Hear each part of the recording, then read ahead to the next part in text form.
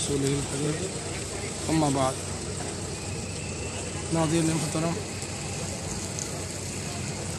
इस्लाम में इबादत गाहों को ख़ास तक़द्दुस हासिल है। इस्लाम मुसलमानों की मसाजिद के साथ साथ दीगर मज़ाहिब के मानने वालों का भी एहतराम रखता है और उनकी इबादत गाहों के एहतराम को तस्लीम करता है।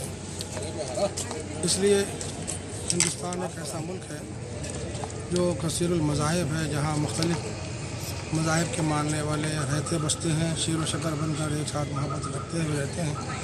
और यहाँ की गंगा जमनी तहज़ीब अरसे दराज से मशहूर है।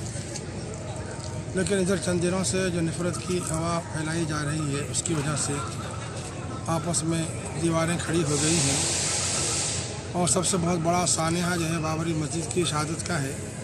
वो ज़ख्म ऐसा है जो मुसलमानों के दिल से आज तक नहीं धुल सका है। उस ज़ख्म को जिला बख्शने का एक ही इलाज है, वो ये है कि वहाँ बाबरी मस्जिद फिर से तामीर की जाए।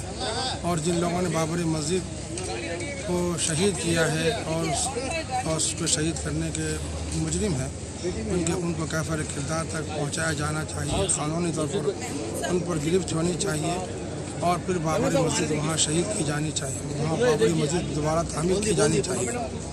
और अगर बाबरी मस्जिद की शहादत को तस्लीम कर लिया जाए और वहाँ कोई और इबादतगाह बना दी जाए, तो फिर हिंदुस्तान में सारे मज़ाहिब के मानने वालों को तहफ़्फ़ुज़ दिया गया है दस्तूरी एतबार से, वो बरक़रार नहीं रह सकेगा। और आइंदा फिर किसी भी मज़हब की इबादतगाह की तहफ़्फ़ुज़ की कोई ज़मानत हासिल नहीं हो सकेगी। हो सकता है आइंदा किसी और को गलबा हासिल हो जाए, वो जो किसी और की इबादतगाह पर वो समझे ऐसा कोई फ़ैसला उठाएँ कि जिसकी वजह से उन मज़हब के मानने वाले दीगर मज़हब के मानने वालों को रंज व तकलीफ़ पहुँचे। इसलिए यहाँ अमन व अमान को क़ायम रखने का एक ही ज़रिया है कि सारे मज़ाहिब के इंसानों का एहतराम किया जाए, मजहबी बुनियादों पर तक़सीम न किया जाए, बल्कि इंसान होने के एतबार से तस्लीम करके उनका एहतराम किया जाए और उनके मज़ाहिब का भी एहतराम किया जाए और उनकी इबादत गाहों का भी एहतराम किया जाए, उसको तक़द्दुस को बरक़रार रखा जाए। ये अगर हम काम करते हैं तो ज़ाहिर है आइंदा अमन अमान के साथ यहाँ लोग ज़िंदा रह सकेंगे और आपस में प्यार मोहब्बत को बरक़रार रख सकेंगे।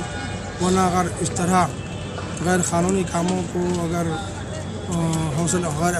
क़ानूनी कामों की अगर हौसला अफजाई की जाए और बल्कि जराइम की हौसला अफजाई की जाए, तो ज़ाहिर है तो दोबारा हम हिंदुस्तान को अमन अमान के रास्ते पर नहीं ला सकेंगे। और दिलों में जो नफ़रतें पैदा की जा रही हैं उसको ख़त्म नहीं कर सकते। नफ़रतों को ख़त्म करने, मोहब्बतों का बीज डालने एक ही रास्ता है कि फिर से इंसानियत के एहतराम का पैगाम आम किया जाए।